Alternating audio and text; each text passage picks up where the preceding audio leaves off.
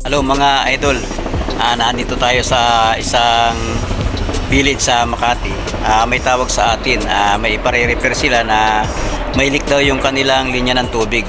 Tapos nag-overflow naman yung tangke ng kanilang toilet bowl o yung inidoro. Tapos meron ding leak yung shower. At saka may papalitan daw gripo. Tara, tingnan natin kung ano yung mga problema na yan. Gawin natin. Ito po pala nga ang inyong Anluwagi. Sumasaludo sa inyo.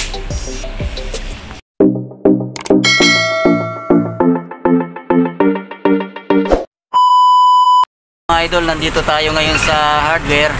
Bumibili tayo ng materialis ng gagawin natin doon. Ito yung ano, suki kung ano dito.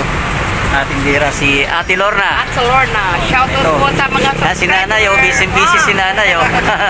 Ayan, bumibili tayo ng mga gamit sa i-repair ko doon sa tuloy, update ko pa rin kayo. Ay, service ko sa labas, naghihintay. Ayan. Madilim na. Okay. Sige mga idol, hanggang sa muli.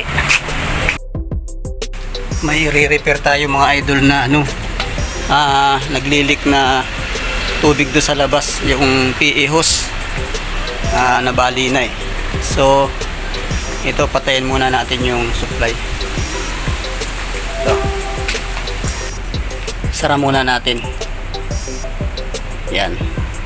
So tara na, ngayon na natin doon.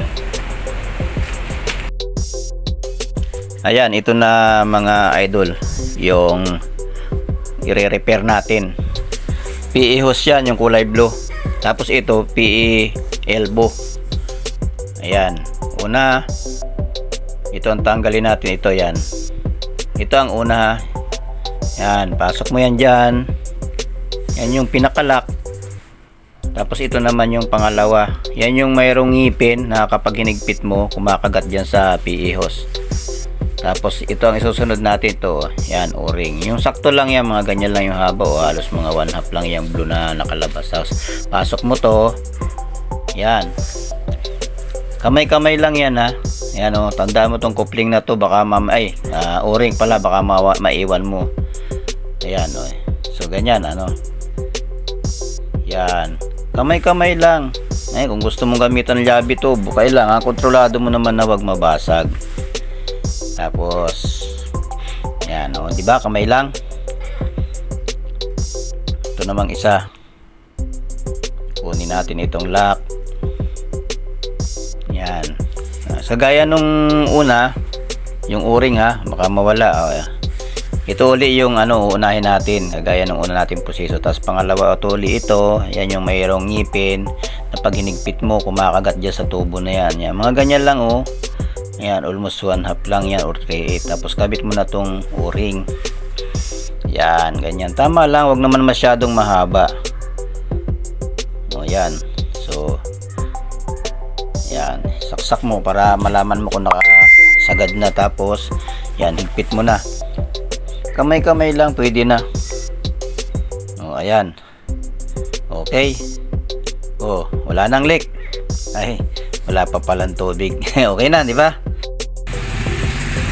Okay na mga idol, buksan na natin. Tingnan natin kung may leak doon sa labas. Yan, tingnan natin.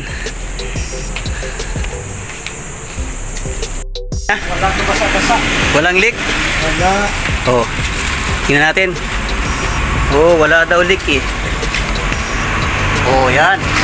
Yung dito sa may kagubatan, yung aking security guard tingnan natin dito sa may kagubatan. Saan ba yung lugar?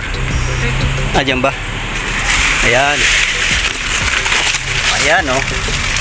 walang kalik-lik yan yung kadugtong nya PPR mga idol, PPR puti tapos dito PE. Magkakaiba yun, di ba?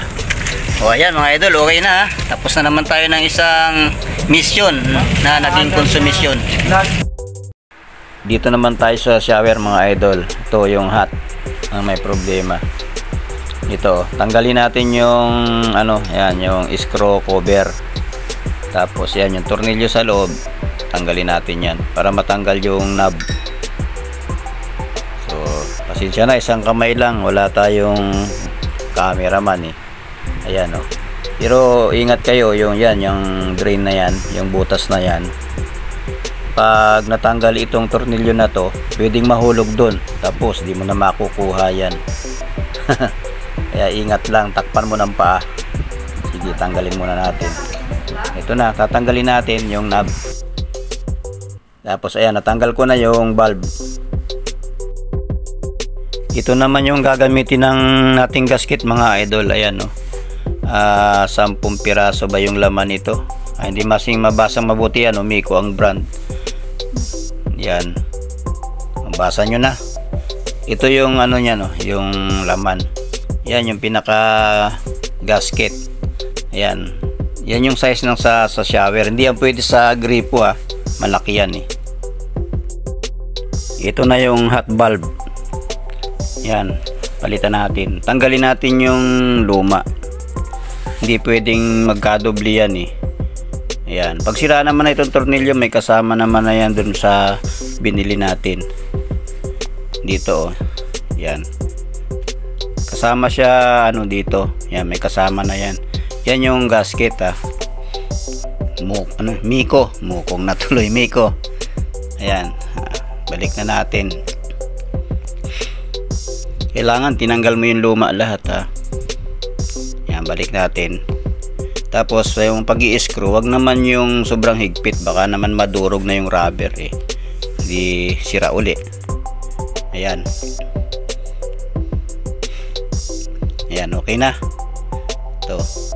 Babalik na natin. Ito yung hot valve. Ayan. Isang kamay lang uli, wala pa rin tayong cameraman. Ayan, tapos katala lang, wag naman labi tubo. Baka naman mapersa, di masira naman yung thread. Yan, ganyan lang. Okay na. Balik natin itong plans. Yan, para makubiran yung pangit na nakikita natin na butas. Yan. May thread dyan, plastic nga lang yung nakalagay. Tapos balik na natin itong itong knob. Yan.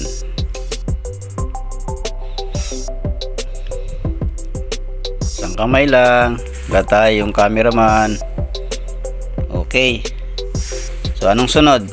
Ito na, kunin natin. Babalik na natin yung screw cover or cap. Yan oh, hot. Dito natin yan ilagay. Nakalang naman yan pag ano mo yung naglalak na yan mag-isa. Paano? Okay na. Ayan. Cold changer hot. Ito naman yung toilet bowl mga idol. Pinalitan ko yung filler valve dyan. Ayan o. Kasi naglilik sa ilalim. Hintayin natin. Hindi ko na naipakita sa inyo na tinanggal ko saka pinalitan. Ayan o, gumagana o. Hintayin lang natin kung effective yung ating pagpapalit. O ayan, stop na, okay na. Pakita ko sa inyo yung ginamit yung materialis dyan. I-demonstrate ko sa inyo. Ito po pala yung pinalitan natin dun sa toilet bowl na itim. Ano po? Ang tawag po dito ay fill valve. Ito yung nagkakarga ng tubig sa tangke ng inidoro. So ito po, may mga adjustment. Ito kagaya nito. Ito, ang tawag po dito ay float cap. Yan yung nag-ano ng tubig, nag-adjust, no? Ngayon, ito, may adjustment yan. Ito, pag ito, inikot mo ng counterclockwise, mababawasan niya yung content ng tangke. Pero pag clockwise, madadagdagan yung content ng tangke. Tapos, ang isa pang adjustment nito, ito. Diba, pag nabili natin ito kasi nakasit ito do sa inidoro na 2-piece, yung magkahiwala yung inidoro sa kayong tangke, yung nakatornilyo. Yung isa kasi walang tornilyo, yung tinatawag na 1-piece. Yung 1-piece mga idol, mababa lang ang ganito, no? Ang required to maikling ganito. So ngayon para mapaikli mo, yan, kagaya nito, di ba? Yan. Ito lock ito eh. Aalisin mo lang to. Yan oh. Tapos ngayon, ito nahihila to yan oh. So ngayon ipasok mo lang, depende sa taas ng tangke. Yung kung hindi makakalagpas ito sa ibabaw ng tangke, doon mo na lang i-adjust. Pagka na-adjust mo na, saka mo na ngayon i-lock yan oh. Yan, ito nakalock na. So ganun lang mga idol. At pag magkakabit kayo nito, ito yung yung pinaka washer na ito, na guma. Nasa loob ito ng tangke ha. Tapos dito na yung tornilyo sa labas. Yung puti, yung sa ilalim yun, oh. Yun. Tapos doon nakarugtong na niya yung flexi hose. Ayun mga idol. Tapos ito naman yung tinatawag natin na plus valve, no? Plus valve, ito yung tinatawag na flapper. Ito yung nagbubukas kapag pinus natin yung tank lever. Ito yung tank lever, oh, mga idol. Yan, pag ginano natin yan, hihilahin niya tong ano, at mag-o-open to. So pag nag-open yan, ano na, saka ngayon mag-uuho yung tubig para mag-flush yung sa inidoro. Tapos ngayon pag ubos na, saka siya babalik. Yung ganun yun mga idol. So sana may natutunan kayong konti at alam na ninyo ang tawag dito plus valve, ito flapper, no? Tapos ito fill valve, ito naman tank lever. Ayun, pag bibili kayo alam na ninyo yung mga pangalan. Oh, thank you, sana may napulot kayong konti. Ito naman nakikita nyo tong hose na to, yan, no? Ito yung clip, yung hose clip to, ano. Ito naman yung plus valve niya, di ba? Ito dito nyo ito ilalagay ganyan. Yan. Ang trabaho nito, yung pag ni-plus yung inidoro din na ubusan ng tubig, ito ang magdadagdag habang nagkakarga, ito ang nagdadagdag ng tubig doon sa loob ng inidoro para magkaroon ng tubig na marami. Almost 1 gallon yun bago siya tumigil, no? Sa loob sa loob nyo ilalagay. Yung iba kasi nakikita ko nasa labas yung hose. Mali yun, sa loob po talaga yung tubig dahil kakargahan niya yung inidoro hanggang dumami yung tubig doon. Kasi kapag hindi puno yung inidoro doon sa loob, walang kargang tubig, pag nag-plus kayo, hindi yun lulubog. Kasi dapat may nakadeposit na tubig mismo doon sa tangke or sa inidoro para pag plus 1 gallon yung nando sa labas, magpa-plus ngayon ng 3 gallons, 4 gallons ang ano, saka yun lulubog lahat. Hindi kagaya ng mga bagong tangke ngayon, nakadesign lang sa mga 1.5 per plus, 1.5 gallons ano, or 6 liters. So yun mga idol, no, sa loob hindi sa labas. Okay, nagpalit din tayo ng gripo mga idol kasi naputol yung isang tainga ito, yan. So pinalitan na natin, kaya lang ang ibang gripo yung nabili natin, no? Hindi natin napansin kung ano yung dating dito. So ito mga idol, nakikita nyo to, ang tawag dito plain bib. Ito hose bib, yan yung may kabitan ng hose.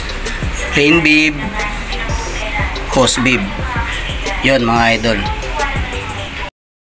Ayun mga idol, medyo inabot na ng dilim pero natapos lahat natin.